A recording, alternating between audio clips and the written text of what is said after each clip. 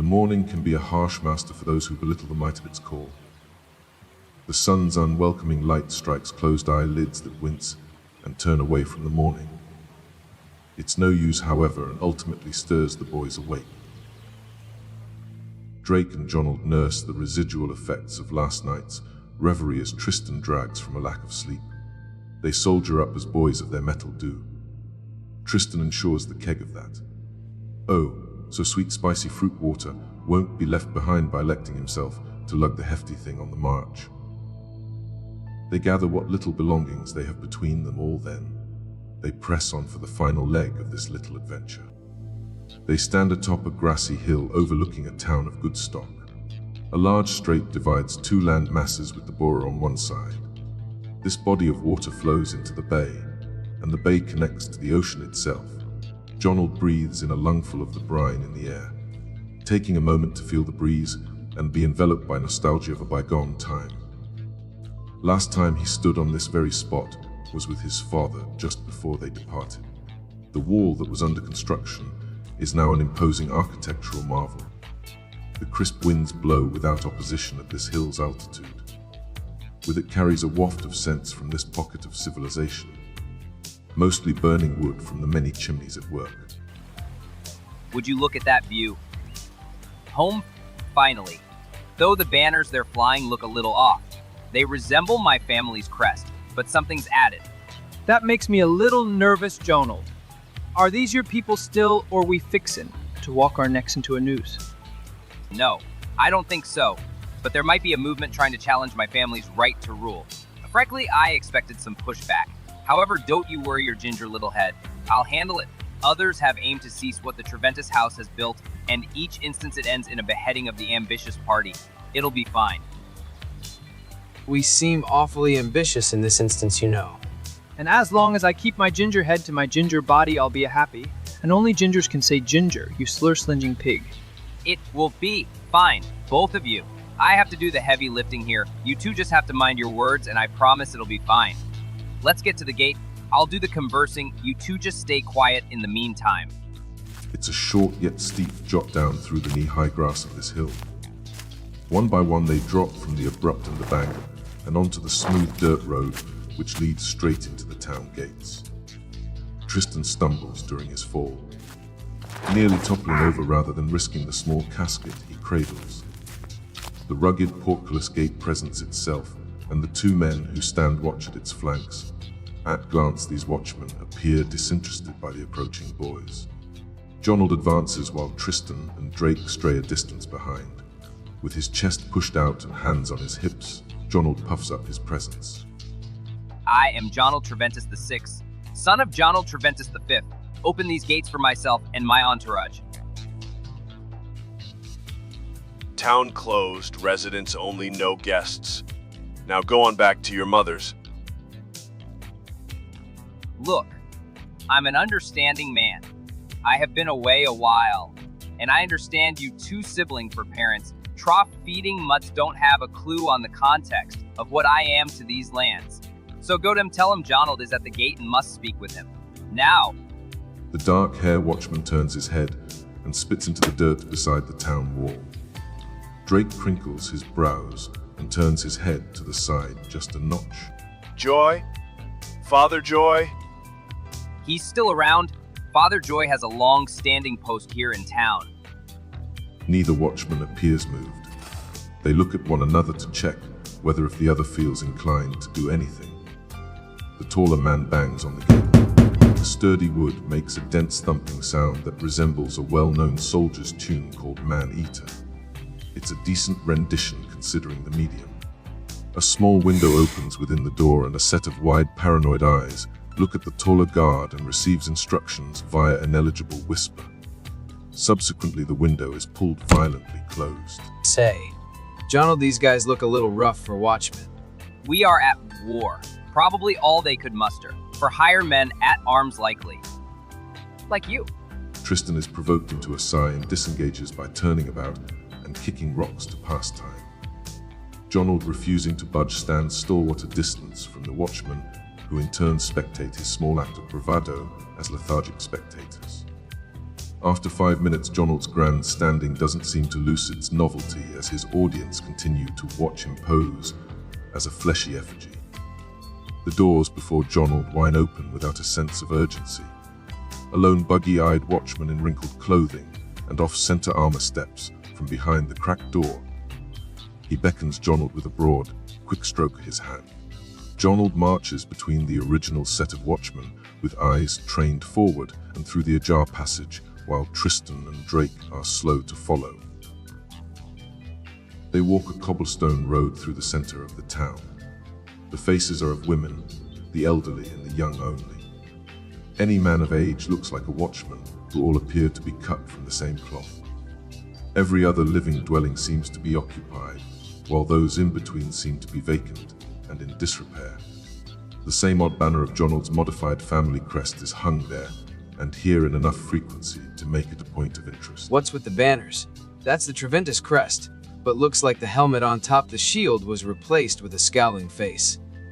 A little more brutish looking than before, isn't it? His inquiry is answered with a slow turn of the watchman's head and his bulging bloodshot eyes piercing Tristan's. It's a silent trek afterwards. The road bends, then transitions into an incline before arriving at the ruling estate. A grand house with another stone wall surrounding it. 2 more watchmen are posted outside its gate who without words allow the escorted party entry. The gardens look ill. No pruning or weeding has been done for some time now. They push through the main entrance doors and into a fire-lit stone interior. Their steps ring hollow within empty holes. Click-clack, heels resonate through every cavity of this unpopulated place. An estate maid traveling the opposite way down this particular hall greets the boys with a polite smile, and the boys muster over enthusiastic greetings. It's been months since they've been this close to anything feminine at all. They come onto a grand set of double doors, which their escort raps onto with his scabbed knuckles. Enter. Father, this is the boy claiming to be. I'm informed and you are dismissed. I, my lord. And these 2 are. Drake and my cousin, Tristan, war heroes from the front, and I owe them my life. I think I understand.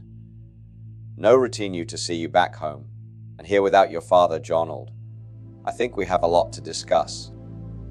Dismiss your escort, Jonald. We shan't waste any time sorting the urgent matter of your return. Of course, Tristan, Drake, you are dismissed. Don't stray too far. I'd like to discuss your potential futures here in town. Yes, sir.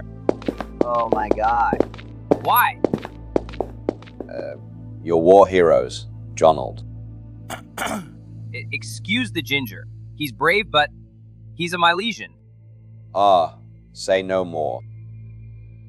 The bug-eyed watchman is shouted the command to see the 2 out by my Father lord. Joy from behind the now closed door. And so he does. They travel the halls in reverse, back outside passing the uncouth gardens. The gates opened for them yet again, and they are dispensed outside the walls. Wait, do you know of a cheap place to get a midday swill in this town? The bug-eyed guard points northwest. Thanks. Look at you. Day drinking, naughty. I think I deserve it after all we've been through. And us being such good chums means you'll buy me a nice cold drink as well. Someone who equally deserves a drink after all we've been through. I guess. Barely have 2 copper ducats to rub together, but why the hell not? I knew you had the look of a good man. Hell yeah. Young, strong, just survived the impossible with the boys, and futures so bright they need to wear hats inside as well. What pair of bucks wouldn't walk with a swagger in their steps? Despite their collective coin purses not producing a single jingle while on their way. The looks they get, those don't matter because they don't have what they have, baby. They waltz through the double doors of the establishment simultaneously and stand tall in the entry as if they were 2 beacons of light, shedding their marvelous rays all over the dusty day drinking patrons. They allow the doors to shut behind themselves once deciding on a table in the center of the room for their daytime revelry. A watchman in the line of fire of the sun's unforgiving gaze lets his guard down once the doors shut. His bloodshot eyes fixates on the duo with an intensity that builds. and builds. Another pint is smack dead center in front of him. All tension drowns at the bubbly bottom of a cup of mead. A fire burns in a hearth that poses as the centerpiece for the parlor. It radiates a soothing light that has the shadows dancing as the flames lick the air around sizable logs. The scent of burning oak overcomes the odor of the less hygienic clientele in tandem with the herbal aromas of a cauldron of stew in the back rooms. The boys lower their voices to match the atmosphere they are now a part of. My chair ain't even wobbling. Bet you they charge a mean copper for even a cup of water here.